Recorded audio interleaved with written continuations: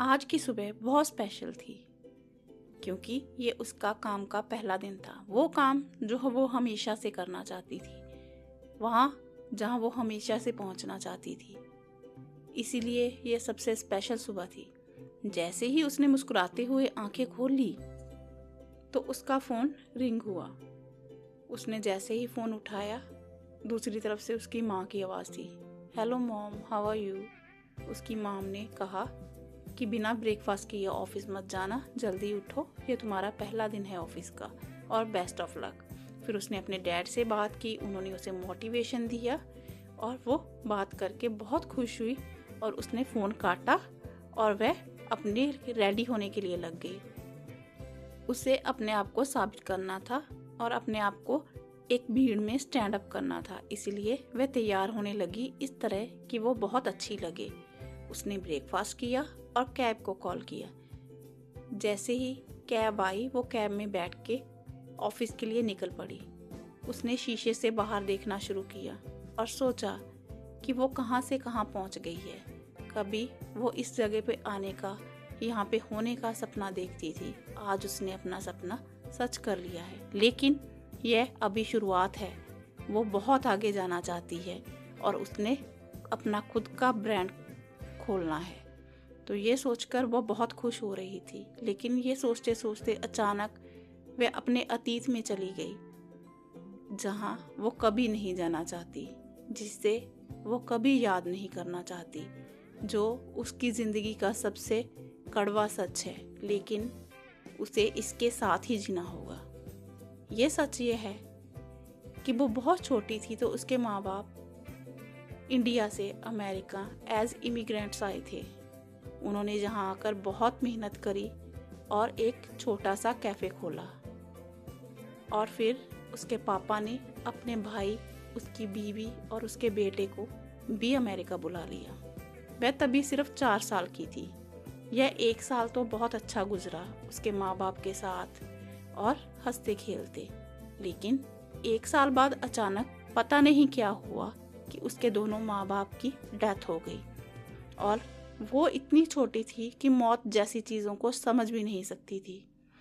तो उसने इसे एक्सेप्ट किया और आगे बढ़ने लगी, लेकिन जो लोग इतने अच्छे थे उसके साथ कल तक, आज वो बदल चुके थे।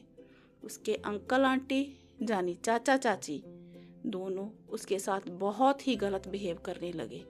उसे रोज़ मारा जाता, भूखा रखा जाता और स्कूल नहीं भेजा जाता और टॉर्चर किया जाता। वो लड़की बहुत डरी सहमी रहने लगी। उसने हंसना छोड़ दिया। एक दिन तो हद हो गई कि अचानक रात को न्यूयॉर्क की ठंड में उसे बाहर फेंक दिया गया। अकेली सहमी एक छोटी सी बच्ची जिसे कुछ भी नहीं पता, बस डर रही थी, भूखी प्यासी। अब वो कहाँ जाए, क्या करे?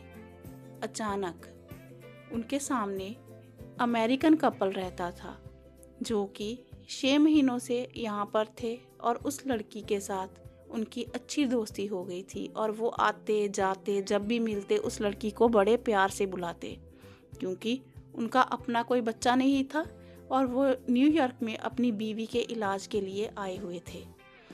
उन्होंने उस लड़की को बाहर देखा और पूछा कि वो बाहर क्यों है। उस लड़की ने बताया कि उसके अंकल आंटी ने उसे बाहर निकाल दिया है। उस कपल ने पुलिस को बुलाया और सारी बातें बताई। पुलिस ने लड़की से पूछताछ की और सब जानने के बाद उन्होंने लड़की के माँ बाप की प्रॉपर्टी उस लड़की के नाम पर ट्रांसफ़र करवाई। उसके आंटी अंकल को अरेस्ट किया और पुलिस ने अपना काम सही से कर दिया था, लेकिन अभी उस कपल का काम बाकी था जो कोई सोच भी नहीं सकता। वो कपल एरिज़ोना से न्यूयॉर्क अपनी वाइफ के इलाज के लिए आए हुए थे और उनका कोई भी अपना बच्चा नहीं था। उन्होंने उस लड़की को बड़ी मुश्किलों के साथ लीगली अडॉप्ट किया और उसे अपने साथ एरिज़ोना ले गए। वो वहाँ के फार्म ओनर बहुत रिच पर्सन थे और उन्होंने उस लड़की की परवरिश बहुत अच्छे से की। वहाँ पर इंडियंस, अमेरिकन्स और चाइनीज़ लोग और भी बहुत सारे कल्चर्स के लोग वहाँ पे उनके फार्म पे काम करते थे, एज इमिग्रेंट्स आते थे। और लड़की सभी से बहुत फ्रेंडली बात करती थी और उनके कल्चर के बारे में सीखती रहती थी।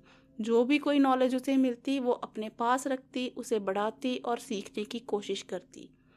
और उसकी एजुकेशन भी बहुत अच्छी चल रही थी। लेकिन उस लड़की का सपना था एक डिज़ाइनर ब्रांड खोलना, उसका अपना डिज़ाइनर ब्रांड। क्योंकि जो माँ उसे अडॉप्ट करके एरिज़ोना लेकर आई थी, उस माँ का सपना था।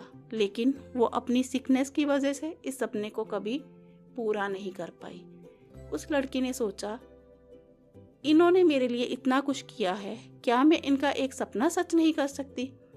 तो उस लड़की ने उस सपने को सच करने के लिए पूरी मेहनत की है और आज वो न्यूयॉर्क की बहुत बड़ी कंपनी में एज ए डिज़ाइनर सेलेक्ट हो चुकी थी और बहुत खुश थी कि शायद अब उसकी माँ को लगे कि उसका सही डिसीजन था कि उस लड़की को अडॉप्ट किया। वो अपनी कहानी में इतना खो गई थी कि उसे याद भी नहीं रहा कि वो कब कैब से उतरकर ऑफिस में दाखिल हो गई। और वो लिफ्ट में आकर ऊपर पहुंची तो उसने देखा एक बूढ़ा आदमी चिल्ला रहा है। वो कह रहा था, how can this happen? Clear this mess as early as possible. और लड़की चौंक गई कि ये क्या हो रहा है। वो हैरानी से देखने लगी और वहां स्टिल खड़ी रही। आगे क्या हुआ ये हम जानेंगे अगले एपिसोड पर। जानने के लिए जुड़े रहिए हमारे साथ अवॉयर पर और इस वीडियो को लाइक, शेयर और सब्सक्राइब करना ना भूलिए। Thank you for watching.